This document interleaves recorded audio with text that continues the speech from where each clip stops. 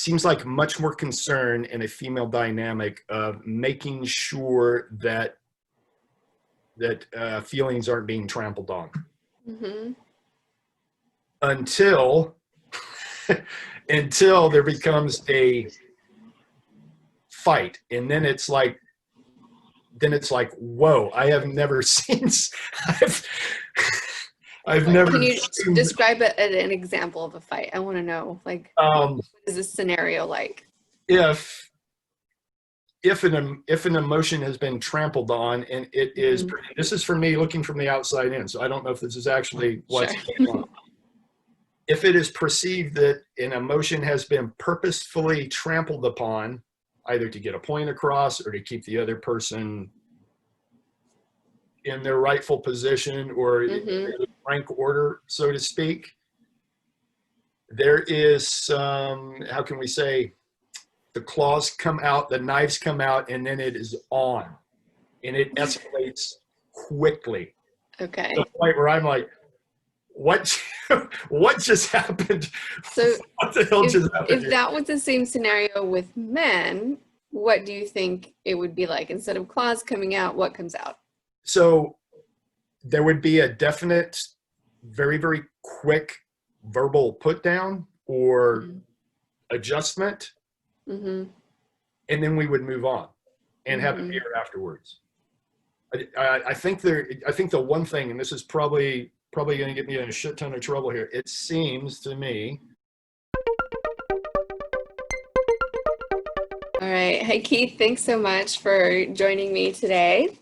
I wanted to ask you what your thoughts are about empathy in relationships, and do you think that empathy is something that is necessary for a relationship to be long-lasting and robust? Yeah, absolutely. I think, when you're talking about relationships and masculine feminine dynamic, and I've seen lots of this, right? And I can't say that relationships other than the one that I am currently in are like a big topic of discussion for me. I kind of look at this, from the outside looking in, and I think it's curious because my wife and I happen to have a fantastic relationship. And we actually coach others on relationship, people who are in business together. And that's tough, being in business together and being in a relationship. But what I find is where things go off the rails is there's not a healthy balance between the masculine and feminine. And that for males and females. And for a male, a healthy amount of compassion, empathy is very, very helpful. And it does not take away from the masculine at all. I think it offers a great balance. Do you think that one gender tends to be more empathetic than the other? Yeah, I think there's a natural tendency for females to be more empathetic, or maybe they're just empathetic in a different way. Okay. Right? Be more demonstrative in the way they show their empathy. Guys, just from what I've seen and a little bit of my background, I mean, I've been, the early part of my life was spent all around guys, right? I mean, I grew up in an athletic background. From the athletic background, I went in right into the first boys club that I could find that happened to be the military. At that time, it was, there was no integration of the male-female of the military at that time.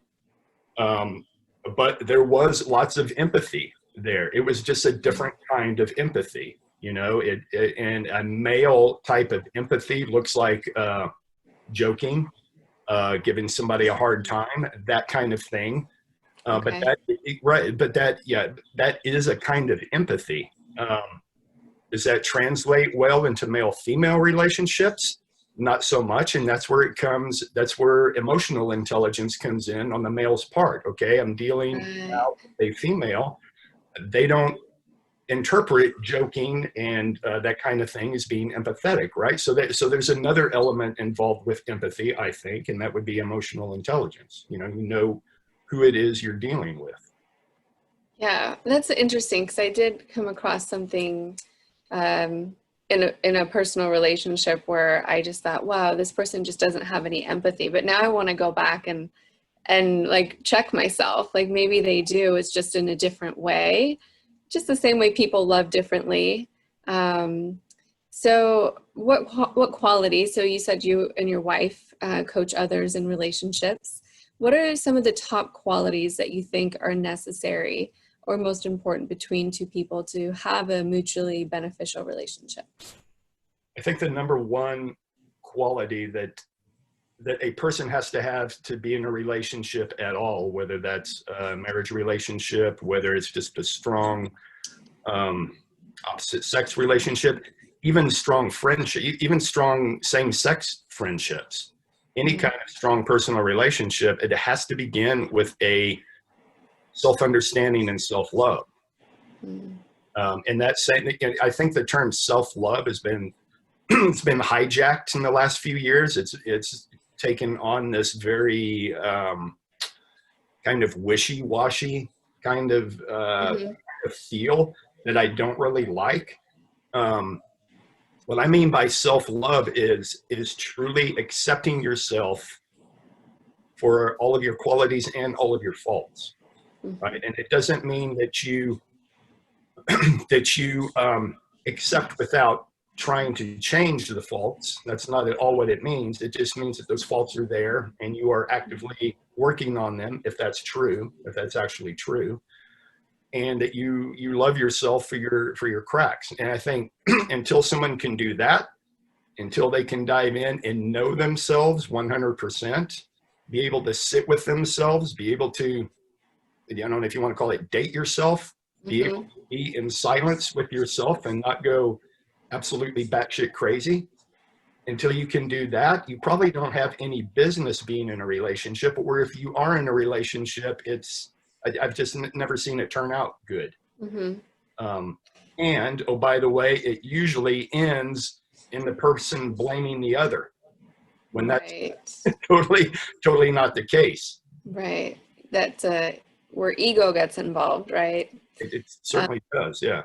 And so what can somebody do then who is having relationship issues and they're like, "Oh, do I know myself?" How does somebody know that they're there, that they truly know who they are? Because I feel like sometimes people think they know and then they have another moment. And I mean, I guess we're always changing, right? So how do you realize who you are and then keep up with the ever-changing self?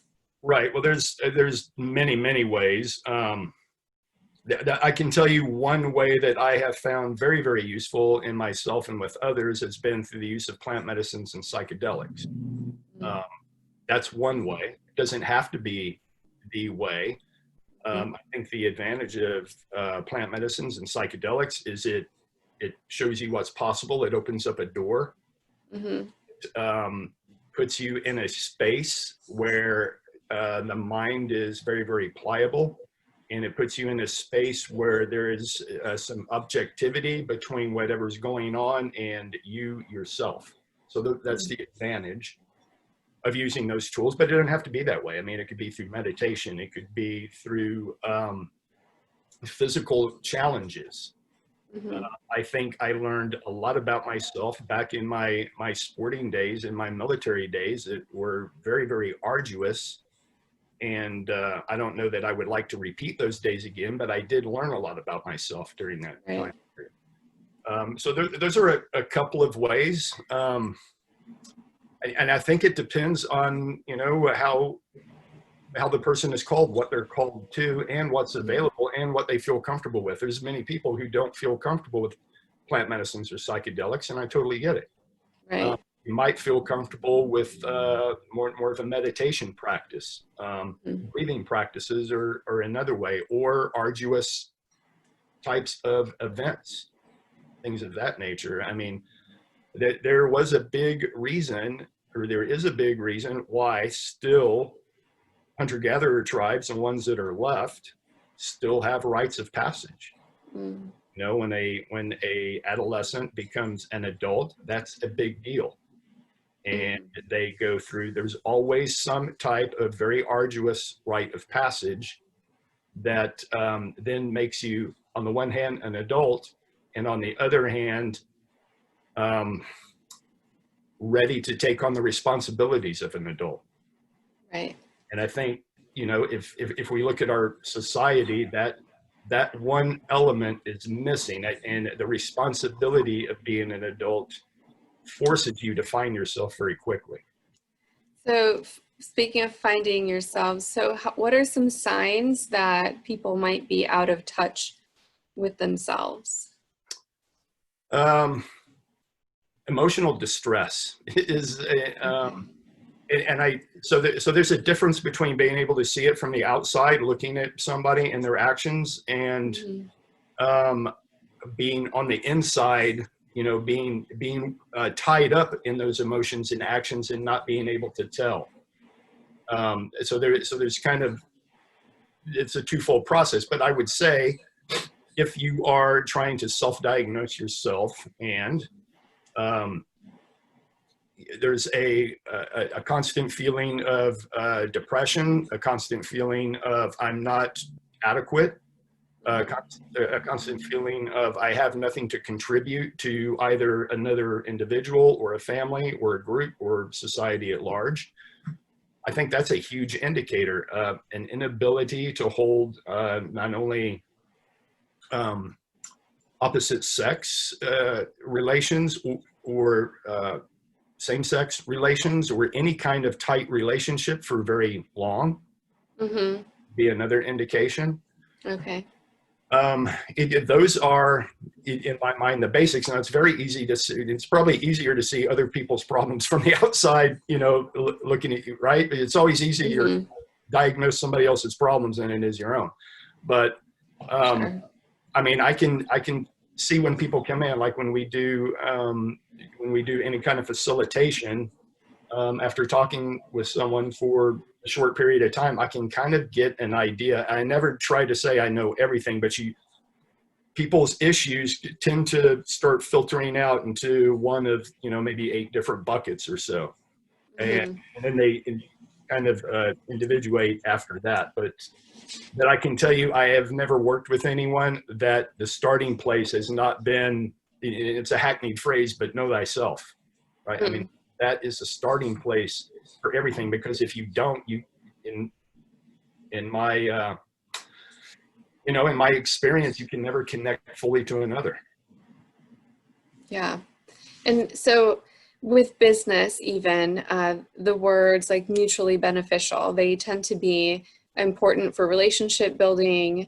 It gives the impression that it's going to be a win-win situation, even though we know that oftentimes it's you sometimes give more, sometimes you get more. What are some ways that we can ensure that it's not a lopsided relationship, whether it's business or personal?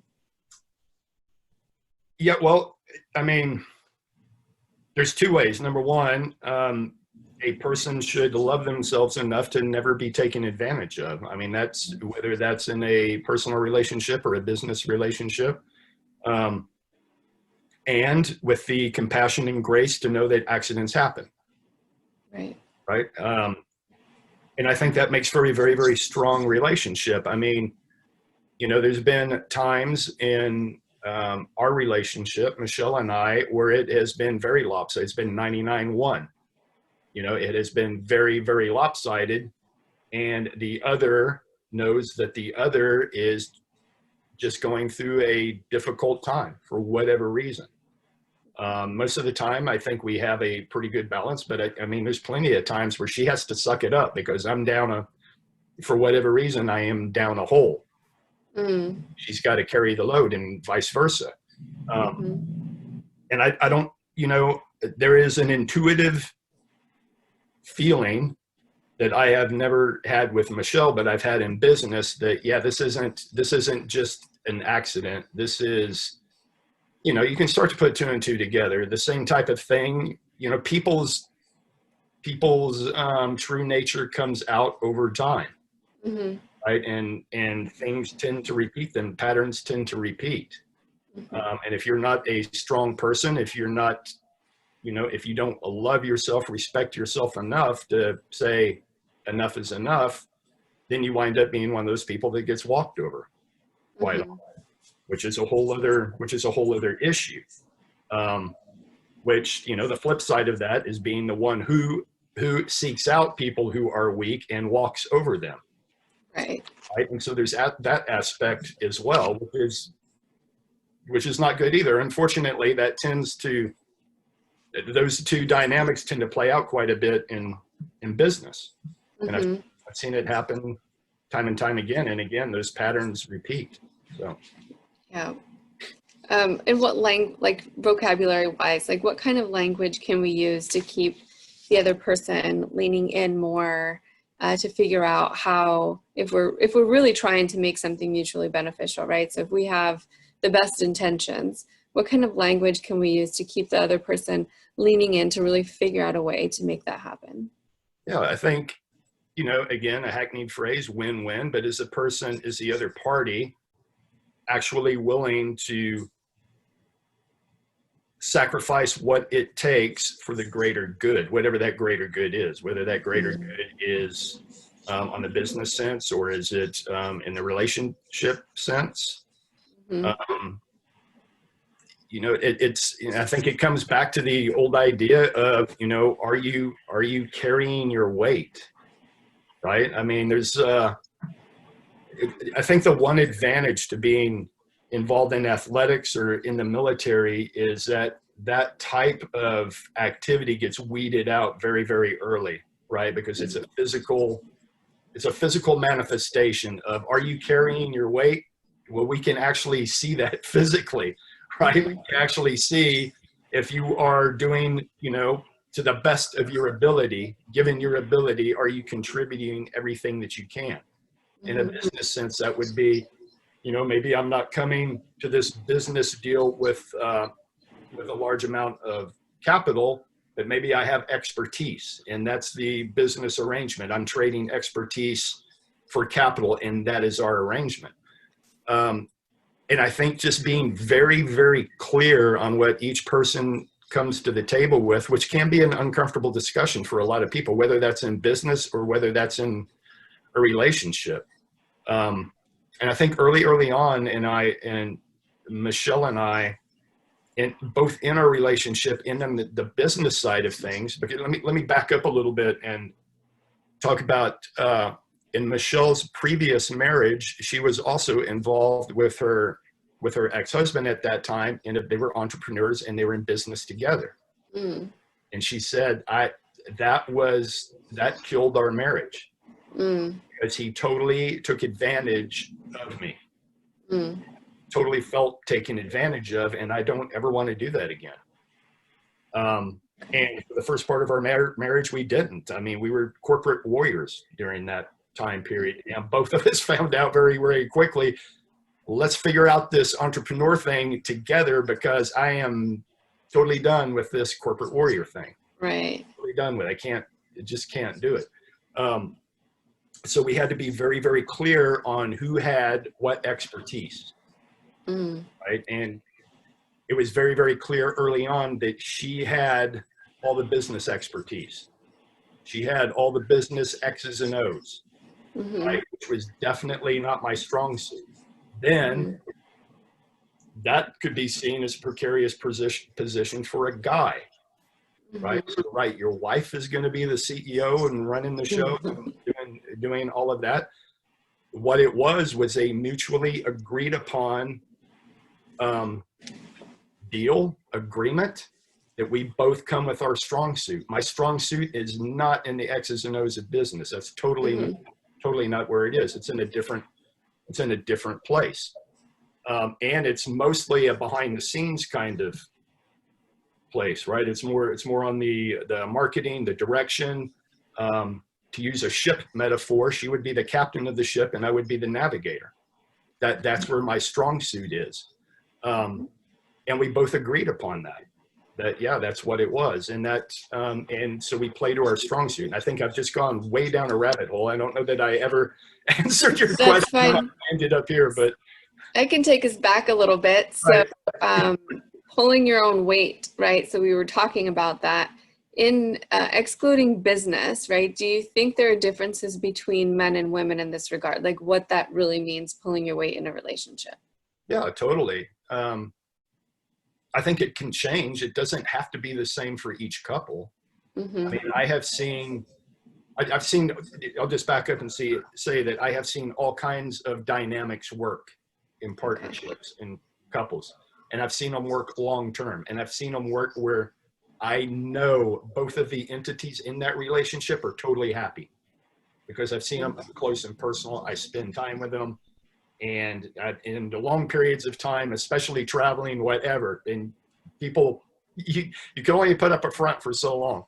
And so I will say that. So there's not just one type of dynamic that works between the two, but and I keep coming back to this, no matter what the coupling dynamic is, whatever that dynamic is, the one common denominator is that each of those people knows themselves 100%. They're totally 100% confident in themselves. They know what they want, they know what they need, and they're not afraid to express it to the other. Right. Even at the potential of upsetting the other, because that's the other part of the relationship is if I can't express my true needs and wants to you, if I can't do that, we are already in a bad situation. Right. Yeah, so I have seen very, very powerful women with very, very quiet guys. Mm-hmm. What you would think is not the traditional setup, but I can say that the male has been powerful in another way, right? And maybe the female is powerful in a kind of an extroverted type of a way, and her partner might be super powerful, but in a very introverted type of way, so that the outside would never know it until they really got into the dynamics of the relationship, and that's when it comes about. Right. Okay. But they are It's happy. like the executive producer and on-air talent, right? So one's out there speaking, but the other one's doing all this stuff that's really helping that look great. Right. And like I say, I've seen all different types of dynamics work, like I said, the common denominator is always the individual is so solid in themselves. Mm-hmm. So I'm hearing self-awareness, communication, fairness, right? But you also balance the fairness through your communication. You say, I don't think this serves me. I don't think this is the right way to do something, right? So being able to have those hard conversations, I see that in relationships. So when it comes to communication, how do you think gender differences inhibit corporate communications? Yeah, so this is one thing that's super interesting. When I look at Michelle's leadership, the way she leads, right? Her leadership, she is still a very, very strong leader, but she leads in a feminine way, right? So I think the danger and I know I'm skewing your question just a little bit, but this has popped in my mind. What I've seen happen with female CEOs, and I've seen this happen many times, is they attempt to lead from a masculine position that comes across as being very beta masculine, right? Because they're feminine, and if they try to skew into the masculine, it comes across very beta masculine. It's just very off-putting. But if they totally embrace their femininity and lead from that, it might look different than a male CEO who's operating from the masculine, but it's highly effective. It just has to be totally embraced. It's authentic, right? So you're not acting like the CEO, you are the CEO, and this is who you are as the CEO. Right. And it's just a different leadership style. And I think, I'm a child of the 80s. The whole Gordon Gekko type of just total masculine, bam, bam, bam, hammering it out. That became the idea of what a CEO should be. Right? My way or the highway, that type of mentality. Can that work? Yeah, I've seen it work too, but I have never seen that work from a female CEO. Just in my experience. And I've seen highly effective female CEOs, big businesses, and super effective and still very, very feminine. It's just a different type of leadership. And you're right, it is authentic. They're not trying to be anything they're not. And there is a feeling and a vibe that comes from that is strong and powerful. And effective. Yeah.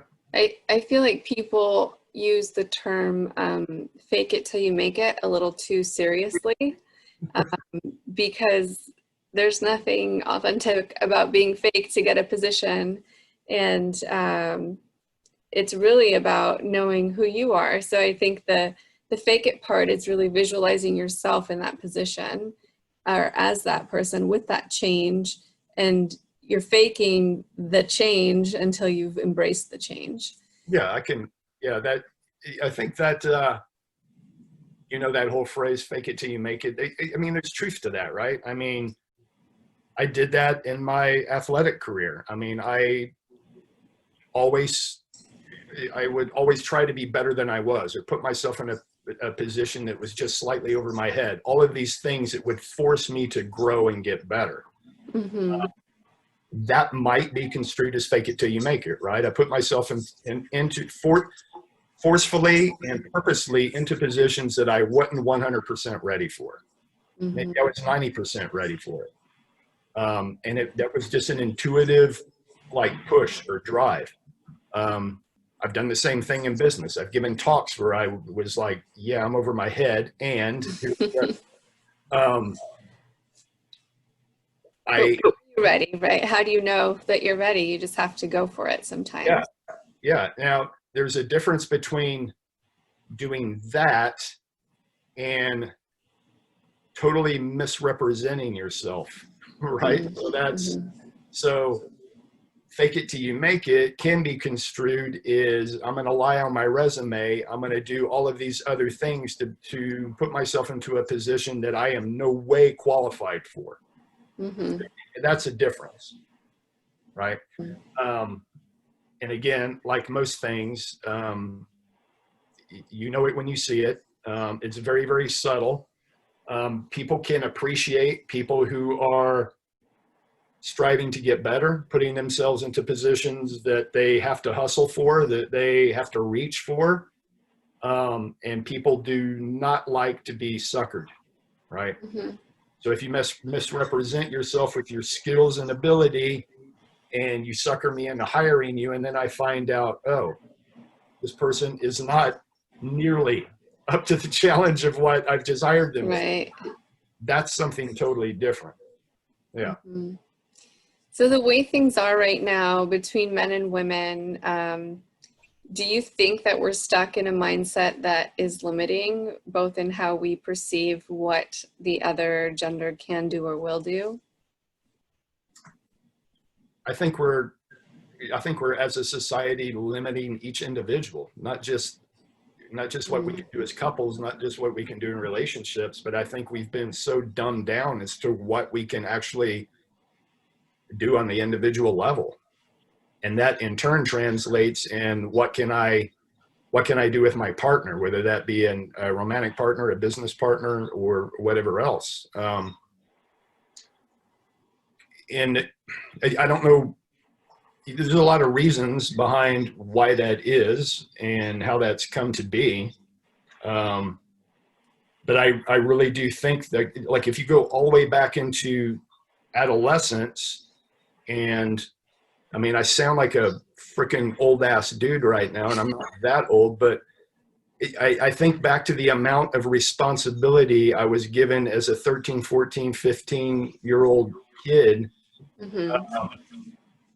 I don't see many 21-year-olds with that kind of responsibility right now, right? And that and I'm not patting myself on the back. It wasn't just me. That was the culture I grew up in. We grew up fast, along with having the ability to pretty much do what we wanted. There was a responsibility for actions on the other side, right? So you had this huge, we were free. I mean, we were free-range preteens, but there was a hell of a lot of responsibility that went with that, right? So you get one with the other, and that responsibility makes you very, very, it weathers you, right? It gives you, and it makes you respect others that have gone through the same. And I would say this too, the females that I associated with, even up until I went to college, they were the same way. I mean, we were largely rural kids that were given huge amounts of responsibility at an early age. And that changes you. I mean, it makes you grow up fast. We just have a lack of that right now. So it's almost like this perpetual childhood thing, or a childhood that reaches into the 30s. I mean, I'm kind of amazed sometimes when I see it. I'm like, damn. I mean, that's on the one hand, it's kind of cool. I mean, you were never like forced to grow up. And on the other hand, I feel sorry for you because you were never forced to grow up. I mean, and I think the longer it takes for someone to mature in that way, the harder it is. I mean, it seems to me, I don't know. That makes me think about life experiences that people can't quite let go of, and how that affects them today, in terms of like they haven't healed from that yet, or they haven't let it go. How would you coach somebody into kind of overcoming things that have happened in their past? Yeah, so again, I'll go back to the plant medicine psychedelic route, and this isn't a plug for that. For those who are ready for it and are willing to try it, it's one of the fastest ways that I've seen and actually worked with people to address all kinds of trauma. And I've seen traumas that are absolutely terrifying and horrible eventually pass through a person to where they're just, that's a thing of the past. It doesn't bother me anymore. And here I am, and moving on. And I have seen other traumas that I would think pale in comparison to the horrible, terrible, and seen those completely hamstring a person for years. And so there's two parts of that. Number one is each person can't compare their trauma to another person's. It depends on A, the age of trauma happened, and B, how the central nervous system interpreted whatever that wrong was. So that's one thing. So, one thing for people to say, well, I've never had this horrible thing happen to me yet. I've got this trauma that's hanging over me, that's hamstringing me. That's cool. Don't compare your trauma to somebody else's in a level of degree. That it doesn't work that way. It just doesn't work that. The central nervous system in the body, they don't work that way. The mind might, but the body and the central nervous system don't. And that's where the trauma is located. It's located in the body and the central nervous system. So, so there's that. There's also the willingness, and this comes from the mental and the emotional side of it, to actually get out of victim mode. Some people are very, very safe in victim mode. Right. Because victim mode means that I am not responsible. That's safety. Yeah. Right? So if I'm not responsible and I'm a victim, then everything, I don't have responsibility over what's happening to me. It's somebody else's fault, even if that's horrible. Even if it's absolutely terrible, it's still not my fault. So putting someone in a place where, whether through meditation, plant medicine, psychedelics, whatever it is, whatever the mode is, if you can get them to separate the observer, from the actual trauma that happened, and get them to look at that from an objective perspective, now you've got a chance to be able to deal with it. Yeah. And in the end, the only way to deal with a trauma is to try to coach the person to actually show empathy and compassion for the person that wronged them. That's really the only way through all this, which is a tough order for many people. And I get it, but if you can talk to them and tell them that the person who wronged you right now is not being harmed by this trauma at all. You are. Right. You are the one being harmed by it.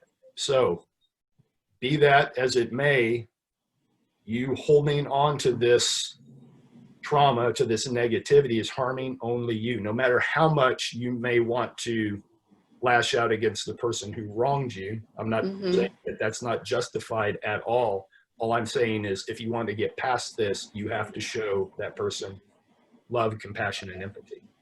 Right. Are you willing to do that or not? And some people aren't for a while. You know, it's hard for some people. And I totally to find that.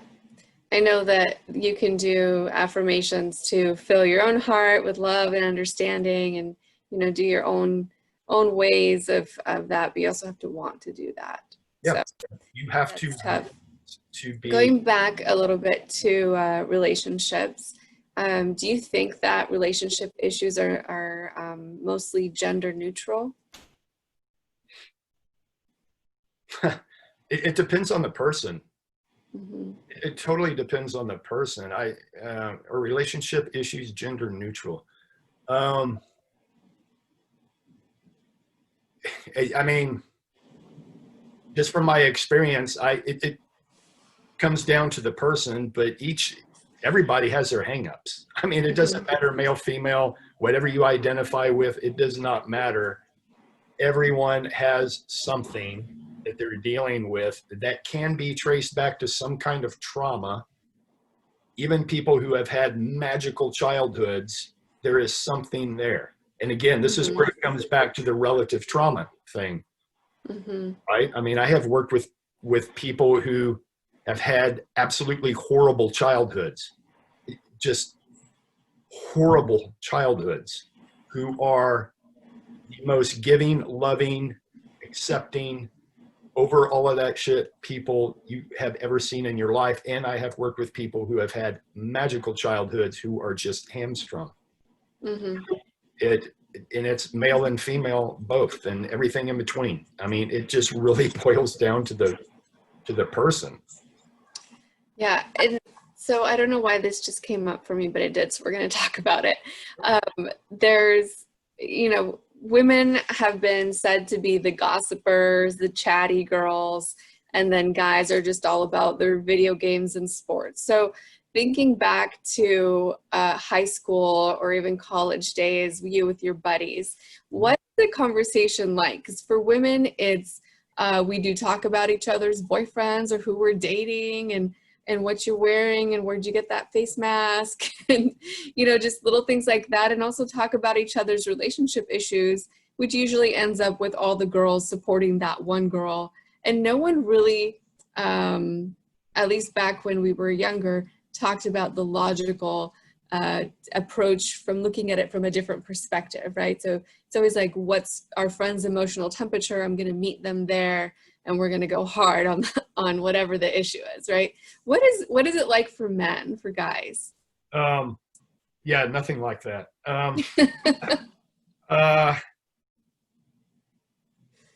It's a lot. How can I say that? It's a lot more. So when we go back to the compassion and the love side of things, is there a masculine show of that? There definitely is, but it comes across as being either joking or brash or totally messing with somebody. It's a different type of love or compassion, and I think it comes down to inclusion within a group, right? So for instance, so if a guy, and again, this is going back to when I was not as evolved as I am now, not that I'm like super evolved, but I'm taking me back to my high school and college years. The one way you would know in a circle of guys, if somebody's not in that circle, is that circle is not giving them shit in some kind of way. it's almost like an ignoring thing. Like, I'm not giving Okay. you shit because you're not part of this circle. I mean, and I don't know what that's like for females. I never experienced that being in a group of females. But I've also known that when I did drift into a group of females, it seemed like the chatter changed totally, right? It was Mm. like someone from the other team is here in the circle now, so and vice versa, right? So if Mm-hmm. a female were to come into a group of guys, the dynamics changed totally. Okay. Everybody was kind of on the up and up, and not trying to act like a dick, I guess, in front of the female, because Yeah. certainly act that way to each other. But you would never want the female to think that you were acting like a dick to another guy, because the female might think you would act like a dick to me. If Yeah. that Okay. makes sense.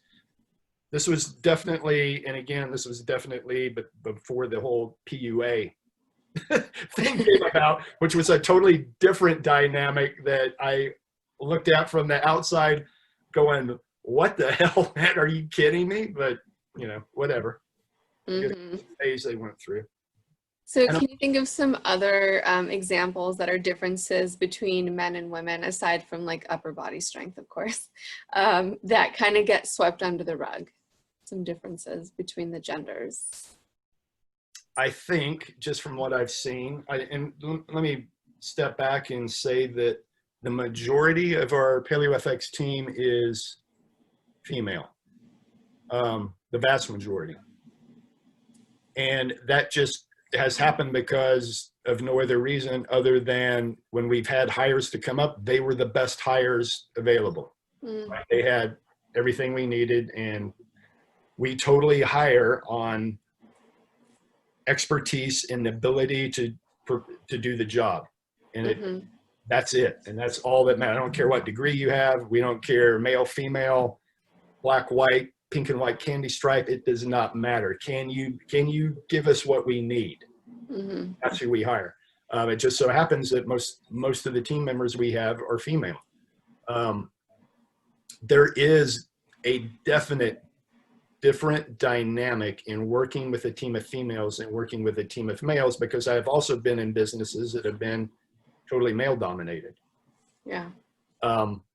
There is a different dynamic. It is, if I could, males are very direct. Mm-hmm. There is no mincing of words. There is in fact, it's almost, and Michelle laughs. She's like, it's because she's like seen the dynamics of the guy group, and she's like, it's almost like you guys grunt at each other. She's like, but somehow you get the message across. I don't get it. But there is, seems like much more concern in a female dynamic of making sure that feelings aren't being trampled on. Mm-hmm. Until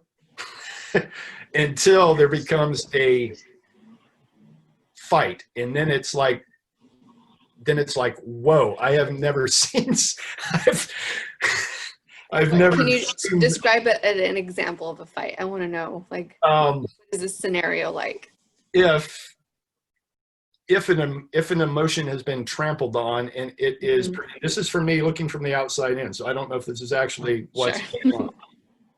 If it is perceived that an emotion has been purposefully trampled upon, either to get a point across or to keep the other person in their rightful position or rank order, so to speak, there is some, how can we say, the claws come out, the knives come out, and then it is on, and it escalates quickly. Okay. To the point where I'm like, what just happened? So what the hell just happened? If that was the same scenario with men, what do you think it would be like? Instead of claws coming out, what comes out? So there would be a definite, very, very quick verbal put down or adjustment. Mm-hmm. And then we would move on and have a beer afterwards. I think the one thing, and this is probably going to get me in a shit ton of trouble here. It seems to me that it takes a very long time if two females have had an issue for that issue to be cleaned up and fixed and everything be okay. Mm. It seems like for me and just a group of guys that I've been in, if there has been a disagreement, it's over with very, very quick, and you're having a beer an hour later. So do you feel like one gender takes things more personally and holds on to that? You know, I don't know why. You know, who knows why it is, and you know, you can say, well, you know, females are more emotional, they're more, you know, yada. I don't know. I don't have any idea. I just know what the outcome looks like. I know what the resolution process looks like, and it looks totally different between the two, just from my experience. So knowing that, do you conduct meetings differently between, okay. Can you give me an example of So that? I have had to, when I'm in meeting, I have had to resist the urge to just say what the fuck I wanted to say. Right? Very, very bluntly, kabam, and move on. You know, is that good, bad, or indifferent? I don't know. I think it's just, you know, for my part, I think, Michelle may tell you totally different. I think I have enough emotional intelligence to know who it is I'm working with, what group I'm working in, and if my goal is to get to a resolution, how best to get to that resolution, right? With keeping the team intact. So if I'm working with a group of guys, the quickest way to get to the resolution is to be very, very blunt. Don't worry about hurting feelings. Those feelings will be fixed later. But get the point across so we can move forward and come to a resolution. If I'm with a group of females, same scenario, I would take a different tact, because self-servingly, I want the issue resolved as soon as possible with the team intact. Now, how best to do that? Okay. So there is. I was going to ask, because if they know you, right, and say I knew your personality exactly as you are, I would expect you to just say, in your words, whatever the fuck you want. Right. So I wouldn't be offended by that because I know who you are. And if you were part of the team, you might say, just say what the fuck you want to say. Let's get this on, right? Cool. Okay. Bam. Do people sense you changing a little bit for? I think, yeah, people can tell. I think, you know, and again, it's an emotional intelligence thing. If I happen to be working with a group of guys who happen to be acting more like the group of females, and my goals were the same, to come to a resolution, right, versus proving my point or doing whatever, I want to come to a resolution quickly, I would adjust to that group. I need a resolution. So I think it comes, you know, what do you want? It's kind of like you know, do you want to seek truth, or do you want to be proven right? Those are two totally different things. Right. If you truly seek truth, that means you're going to have to be very, very uncomfortable with a number of differing opinions. And you're going to have to sit with that and ferret it out. And once you think you're on a trajectory towards truth, you're going to have to constantly stress test that idea to make sure it's still true. If seeking truth is your North Star, that's what you're going to have to do. Seeking truth means you're going to be uncomfortable a lot of the time, because you're not going to know. If you want to be right, that's a much more comfortable place to be. I have my convictions, and I'm just going to ram it down your throat. Right? Do you think people can still grow if they're always right? No. Okay. I don't. Can you grow? No. Because how do you know what's right? Unless you continually stress test it. You may be right now in this moment, but are you going to be right a year from now? Things change. Are you still going to hold to that same conviction just to be right? Or are you going to continually stress test it? See if it's right. It's one of the, by the way, is one of the practices I do weekly, is to take a sacred cow and stress test the fuck out of it. Pardon my French, but I will do that just to be right, just to make sure that I still believe what I believe. That's uncomfortable, because I will force myself down some rabbit holes, and I'm like, not comfortable with this information, but here we go. Okay. Yeah, I think it's a good practice. It keeps you on your toes. And for me, it allows me to say and be comfortable saying I seek truth over and above being right. Yeah. And so to take that to the business environment, if my goal is resolution or to solve a problem, that's one thing. If my goal is to prove my place in the hierarchy, that's another thing, right? Those are two totally different things. Maybe there comes a time where I need to, where, you know, things are getting wonky within the dynamics of the group and the hierarchy needs to be reestablished. That's okay. Well, that's the goal. Maybe that needs to happen. And it does happen every now and again. And, you know, groups need hierarchy. Would your advice for women and men in business be the same? If it were to be yourself and to know yourself, yes. Okay. If it were to be how do you interact with others, it would be you have to know yourself enough to be totally transparent and totally true and totally good and secure in your leadership style, whether you're a female and you're leading from the feminine, or whether you're male and you're leading from the masculine. You have to be comfortable in that style. And again, when we come back to female CEOs or female leaders, I don't know why this came about. I know that the feminists would say, well, of course it came about because of the patriarchy. But I mean, I have seen such powerful female CEOs and female leaders that lead purely from the feminine. And I don't think that gets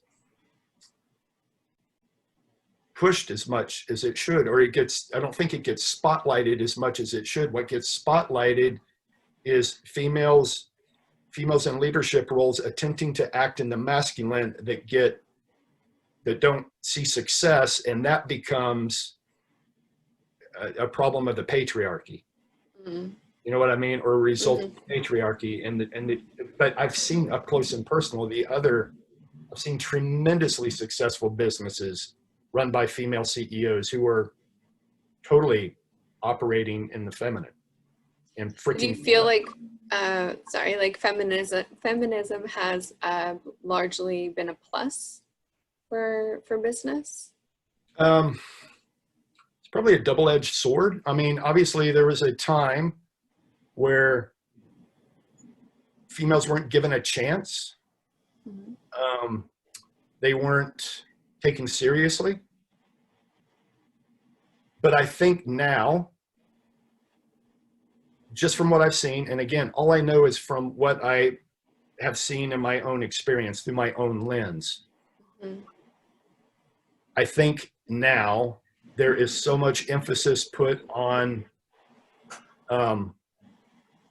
success or results that it has given women a chance to prove that they can lead from the feminine and be able to lead a company and be very, very successul. I almost said lead a country. That could be true as well. I was going to go there with my next question. So yeah, let's talk about that. I mean, I think it's totally within reason. And, you know, if a female can lead and be a high-powered CEO leading from the feminine, the true feminine, sure, why not? Why couldn't they lead a country?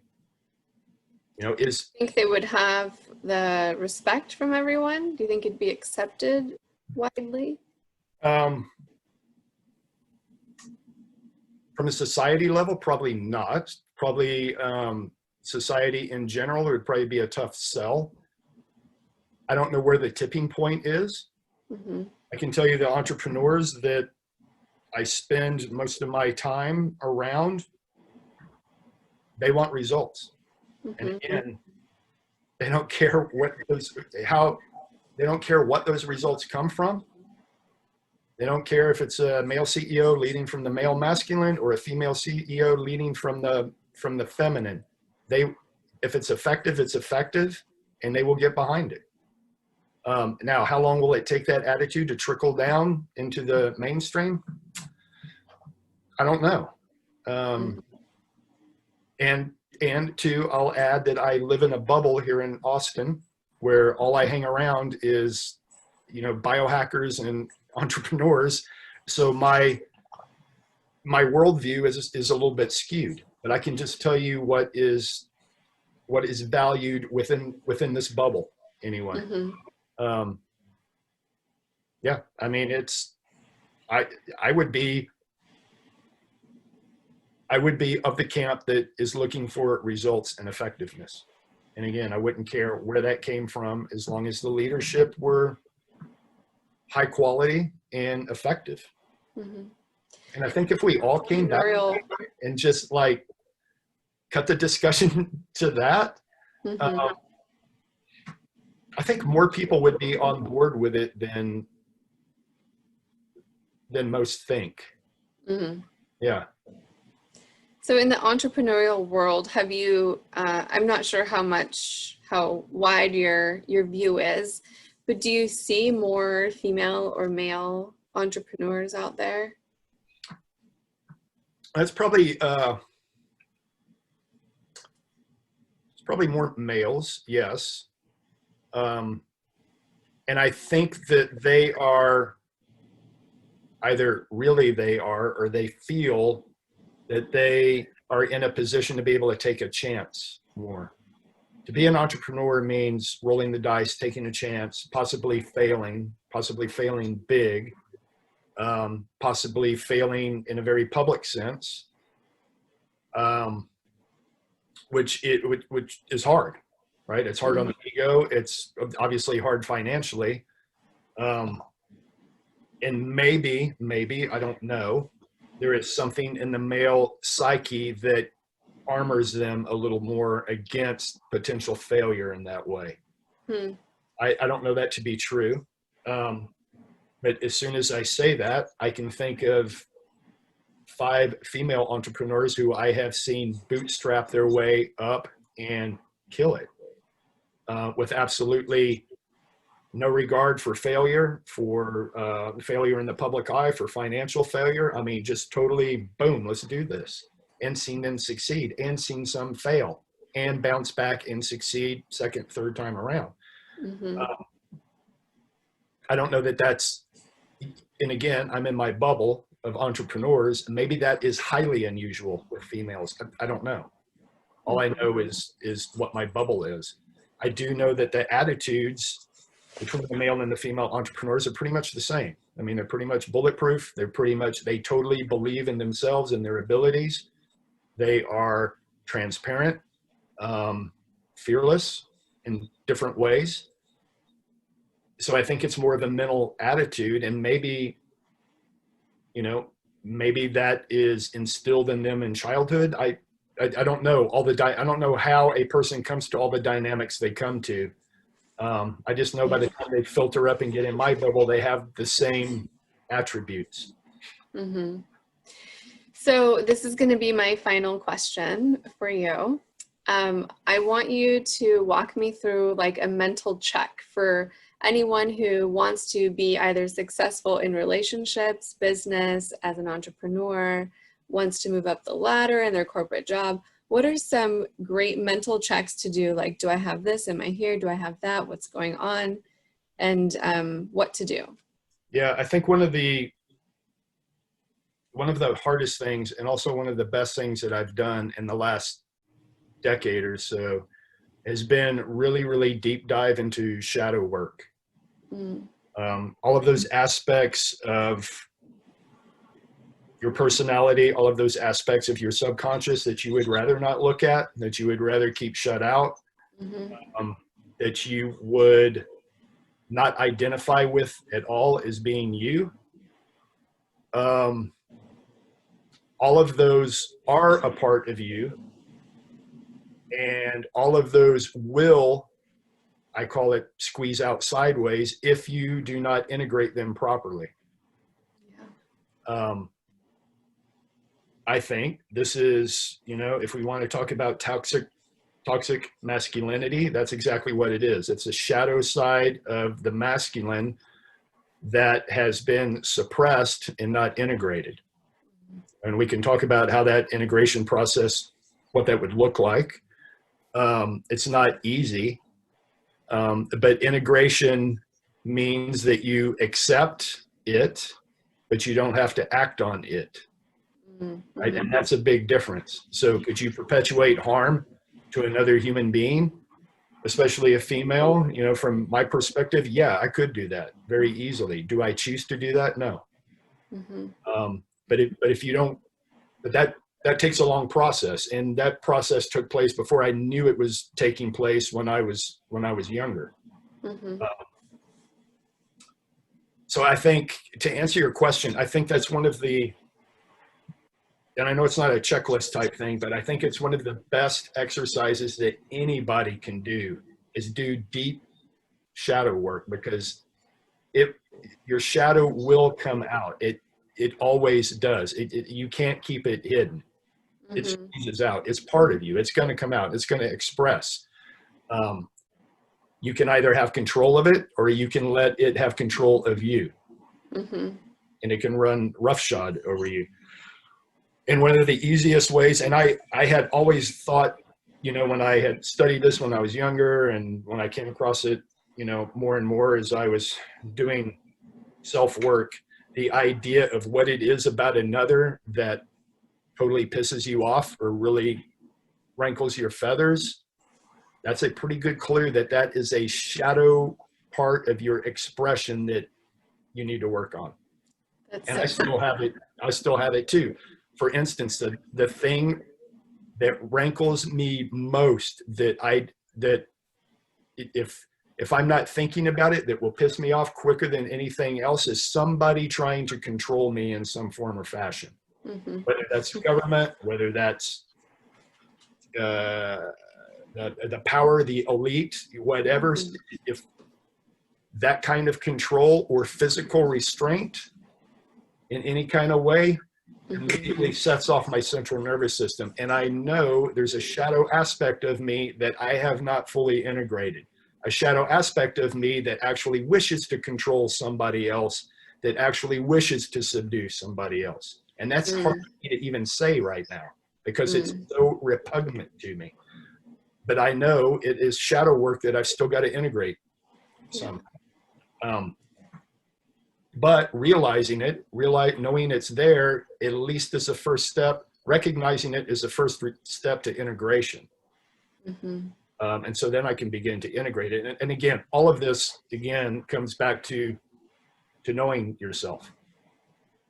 Yeah. And so if I know myself even more in that way, what it is about me that I haven't integrated that sets me off, that will have me know myself better than I know myself now. That will make me a better romantic partner, and it will make me a better business partner. And so I look at it that way. So I know it's not a checklist of things, mental checklist. That's good enough, because just getting through that, it's a process. So it is a massive process.